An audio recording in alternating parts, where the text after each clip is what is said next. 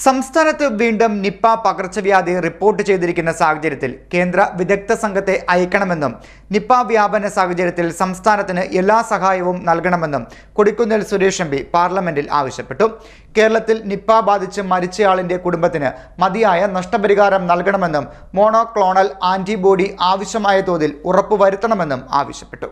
സംസ്ഥാനത്ത് വീണ്ടും നിപ്പ പകർച്ചവ്യാധി റിപ്പോർട്ട് ചെയ്യുകയും നിപ്പ മൂലം മരണം സംഭവിക്കുകയും ചെയ്ത അതീവ ഗുരുതരമായ സാഹചര്യം നിലനിൽക്കുകയാണെന്നും കേരളത്തിലെ സർക്കാരിന്റെ നടപടികൾ തികച്ചും അപര്യാപ്തമായ സാഹചര്യത്തിൽ അടിയന്തരമായി സംസ്ഥാനത്തേക്ക് കേന്ദ്ര വിദഗ്ധ സംഘത്തെ അയക്കണമെന്നും നിപ്പ വ്യാപന സാഹചര്യത്തിൽ സംസ്ഥാനത്തിന് എല്ലാ സഹായവും നൽകണമെന്നും ലോക്സഭയിൽ ശൂന്യവേള പ്രമേയത്തിലൂടെ കൊടിക്കുന്നിൽ സുരേഷ് എം.പി. ആവശ്യപ്പെട്ടു.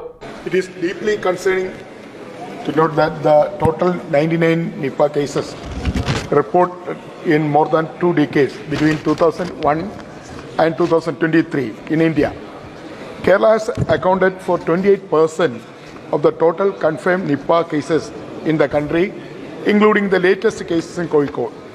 This situation, along with the case fatality rate in the first outbreak, peaking at 89.4% in the 89.4% with the 17 deaths out of 19 lab confirmed cases in Kozhikode and Malappuram, is a major cause for concerning, as the second wave is rising and the state government is not seriously. In this situation, I would urge the government to send a central government expert team and render all assistance to the state of Kerala and ensure immediately help in the same. I would further demand that the government to provide compensation for the victim's family who lost young life of Nipah outbreak.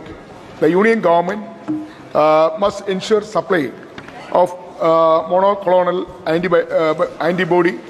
antibodies for the state and further take steps in providing urgent delivery of sample results for the Pune Virology Lab as itself. ഇതിനോടൊപ്പം തന്നെ കേരളത്തിൽ Nipah ബാധിച്ച് മരിച്ചയാളിന്റെ കുടുംബത്തിന് മതിയായ നഷ്ടപരിഹാരം നൽകണമെന്നും monoclonal antibody ആവശ്യമായ തോതിൽ ഉറപ്പുവരുത്തണമെന്നും എം.പി. ആവശ്യപ്പെട്ടു.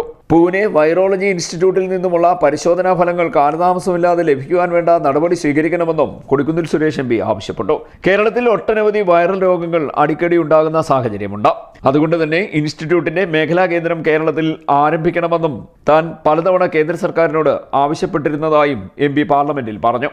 കഴിഞ്ഞ 2 ദശാബ്ദത്തിൽ രാജ്യത്ത് റിപ്പോർട്ട് ചെയ്യപ്പെട്ട 99 നിപ്പ കേസുകളിൽ 28% കേരളത്തിലാണെന്നത് ആശങ്കയുണർത്തുന്നുവെന്നും ഇതിനാൽ തന്നെ പ്രത്യേക രോഗനിർണയ സംവിധാനങ്ങൾ കേരളത്തിൽ സ്ഥാപിക്കേണ്ടത് അത്യാവശ്യമാണെന്നും കൊടിക്കുന്നിൽ സുരേഷ് എം.പി. പറഞ്ഞു. CDNet news, Mavelikkara.